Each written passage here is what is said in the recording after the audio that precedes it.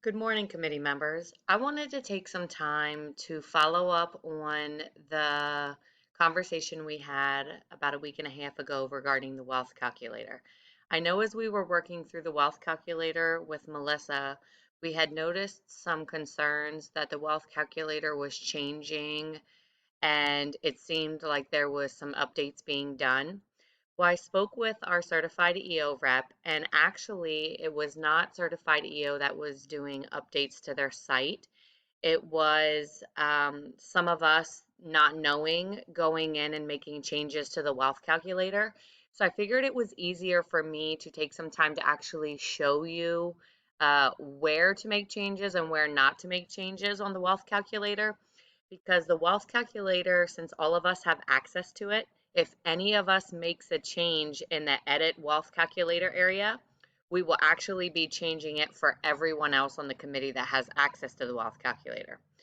So I just logged into the certified EO site. You should be able to see this on your screen.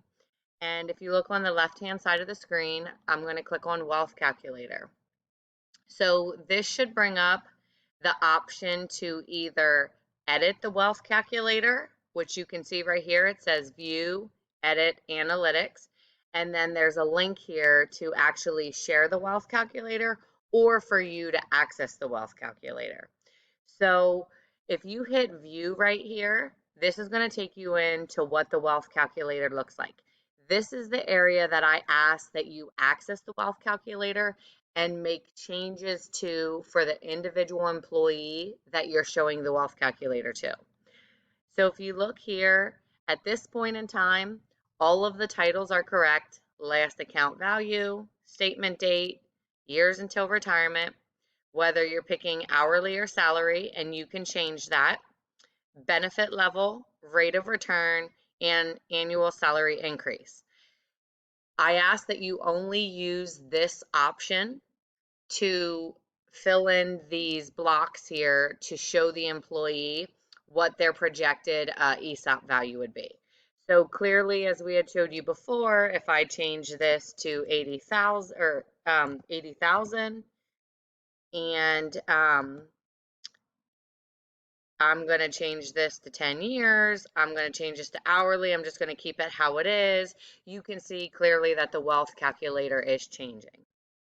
I'm going to show you now what not to do because this is the area where we're really finding ourselves in a pickle. So when you hit edit right here, all of you have access to edit. Unfortunately, every single committee member has what they call administrator access because in order to have administrator access, or in order to access the wealth calculator, you have to have administrator access. If you don't have administrator access, you cannot access this wealth calculator unless someone that has administrator access shares the link with you.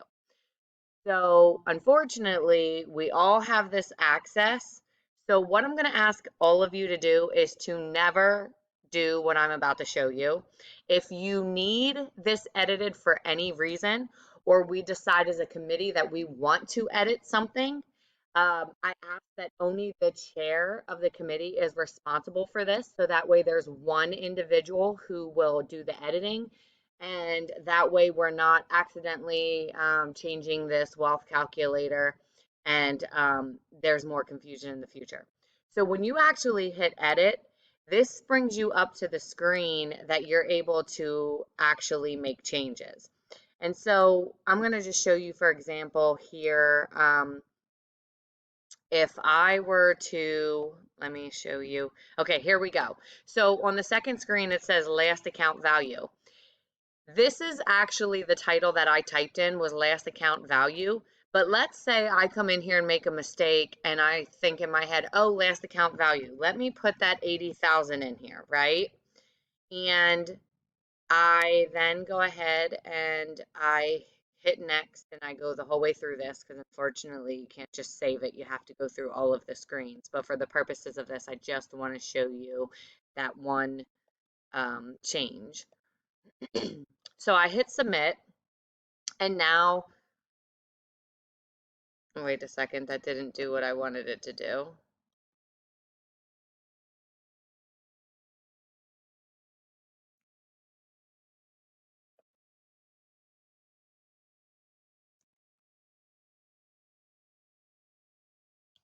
Just going to go back through this really quick. I apologize.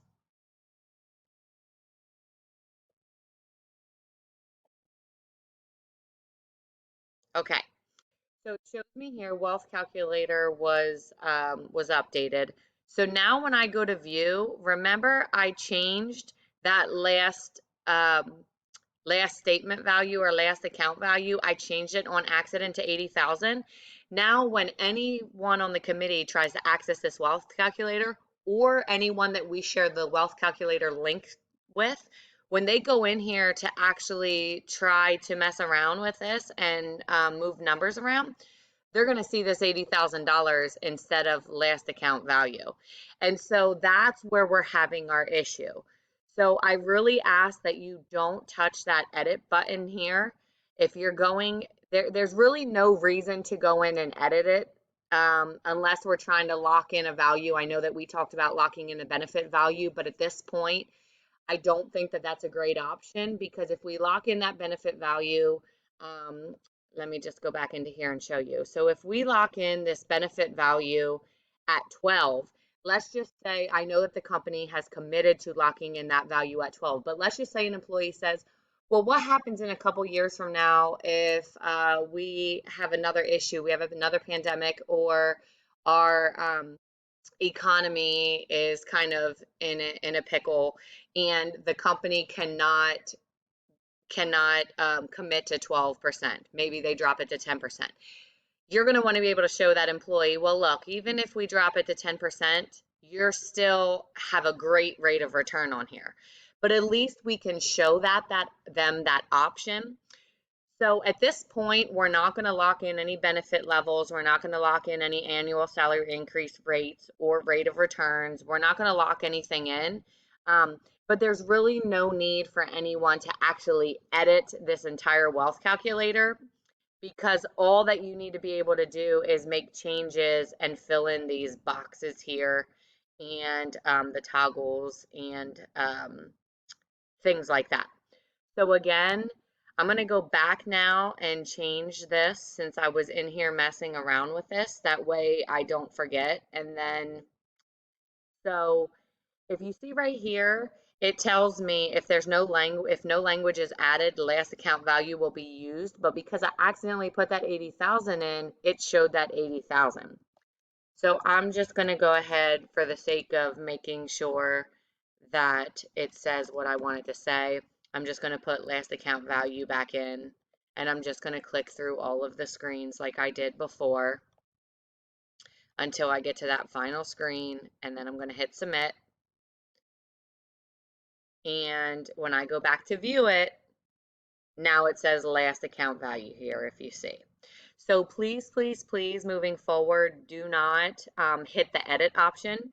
You can either access it by clicking view right here, or you can click this link here. Now this link is shareable. So if you would like to share this with some employees or some of your direct reports who are leaders and have direct reports themselves, you can share this link with them and they'll be able to access the wealth calculator. They will not be able to access anything else that is in certified EO here, any of these other things, the tools that we have access to on the left-hand side of the screen, but they will be able to access the wealth calculator that we've created. Now this one is going to show it's going to show the HB Global logo, which is fine for now.